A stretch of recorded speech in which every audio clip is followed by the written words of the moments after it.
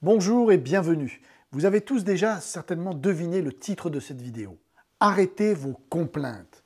Aujourd'hui, c'est donc âme sensible s'abstenir. Rassurez-vous, vous avez quelques instants, le temps du générique, pour décider ou non de regarder la suite.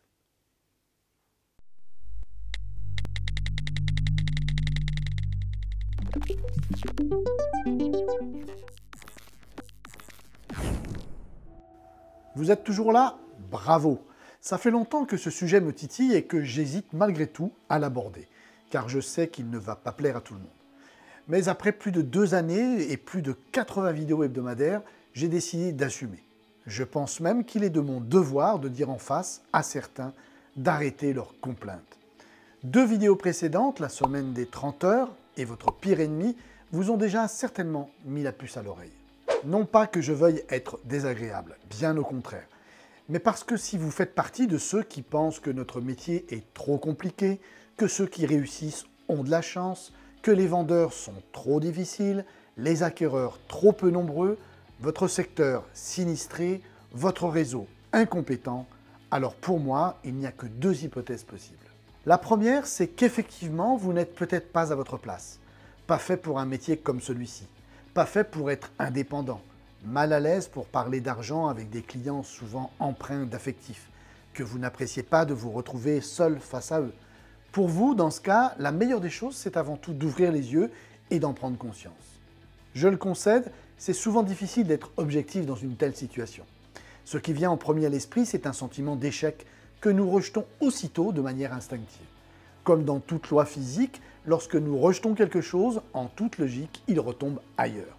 C'est exactement ce qui se passe lorsque nous désignons immédiatement nos boucs émissaires, nos acquéreurs, nos vendeurs, notre réseau, nos confrères, bref, tout ce qui compose et fait partie intégrante de notre métier. Personnellement, si vous vous reconnaissez dans cette description, le plus grand service que je puisse vous rendre, c'est de vous inviter à vous poser les bonnes questions.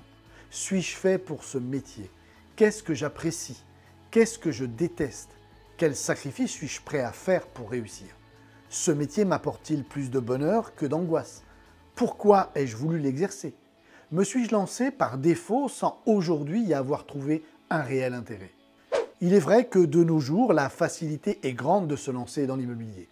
La guerre des réseaux fait que la multiplication des slogans peut séduire bien au-delà des vocations et parfois faire croire à une solution miracle face à la situation souvent complexe et difficile du marché du travail.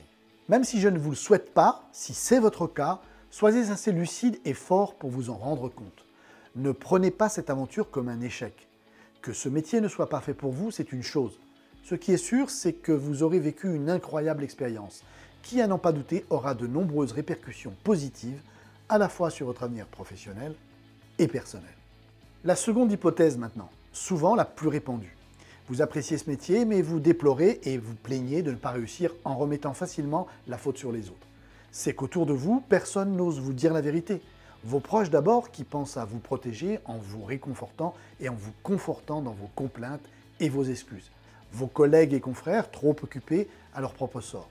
Et enfin votre réseau qui non seulement n'a aucun droit de subordination sur vous, mais qui en plus n'a aucun intérêt à vous voir sortir de son effectif pour des raisons statistiques, entre autres. Vous l'avez compris, il ne reste qu'une seule personne dans cette histoire, c'est vous et vous seul. Nous sommes le plus souvent l'unique responsable de la situation que nous vivons. Alors, si vous le voulez, prenons un peu de hauteur et de recul sur nous-mêmes. Prendre du recul, c'est être capable d'analyser ses propres expériences, parfois négatives, et de ne pas les considérer comme des échecs, mais bien au contraire comme de véritables avancées. N'attendez pas non plus que l'on vous apprenne tout, n'attendez pas non plus de tout maîtriser avant de vous lancer. L'important n'est pas là, il est de passer à l'action. L'action, c'est avec et grâce à elle que vous apprendrez. L'autre jour, quelqu'un se plaignait de ne pas obtenir d'offre d'achat, mettant en doute son marché et dans une moindre mesure sa capacité à les provoquer. L'analyse de son portefeuille me montrait que 8 mandats seulement. Ma réponse a été celle-ci. À quoi bon perdre notre temps, toi à apprendre, moi à t'enseigner le closing, si tu n'as pas le loisir de le mettre en application? Tu as suivi plusieurs formations sur la prospection et la prise de mandat sans au final passer à l'action.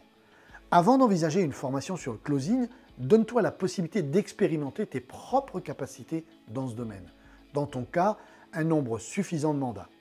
Pour pouvoir se corriger et évoluer, il faut connaître et surtout pouvoir découvrir ses propres faiblesses et ses défauts. Quoi de mieux que ses propres expériences pour cela? Vous m'avez très certainement déjà entendu utiliser cette phrase. L'important, ce n'est pas ce que je sais, mais ce que je fais de ce que je sais. C'est en utilisant le savoir que vous avez déjà en vous, quel qu'il soit, et en le mettant en application que vous pourrez prétendre acquérir le savoir qui peut-être vous manque. Pour conclure, notre métier est un métier pour lequel la réussite passe obligatoirement par l'action, la régularité et la persévérance. Oui, il vous arrivera de perdre de bons mandats. Oui, certaines offres d'achat n'iront pas jusqu'au compromis. Oui, certains compromis n'iront pas jusqu'à l'acte authentique. Certes, s'il s'agit là de vos seules affaires en cours, le sol risque de se dérober sous vos pieds et vous engloutir. Si au contraire, ces mésaventures font partie d'un flux régulier d'actions et d'affaires en cours, vous n'y verrez rien d'autre qu'une réalité statistique. Même si elles ne sont jamais agréables à subir, elles font partie des aléas de notre métier. Il vous suffira de les analyser, d'en tirer les leçons et de mettre tout en œuvre pour en faire baisser le nombre. Une dernière recommandation avant de vous quitter. Quelle que soit votre situation et votre métier, si vous peinez à réussir, ne désignez jamais quiconque responsable à votre place avant d'être sûr de vos choix de vie et de vous donner tous les moyens de réussir. Montrer du doigt les autres, c'est une manière de perdre son énergie et de ne pas s'intéresser à la seule personne qui le mérite et qui en a vraiment besoin. Cette personne, c'est vous. Alors, dès aujourd'hui, prenez soin de vous, faites le point et on se retrouve sans faute la semaine prochaine.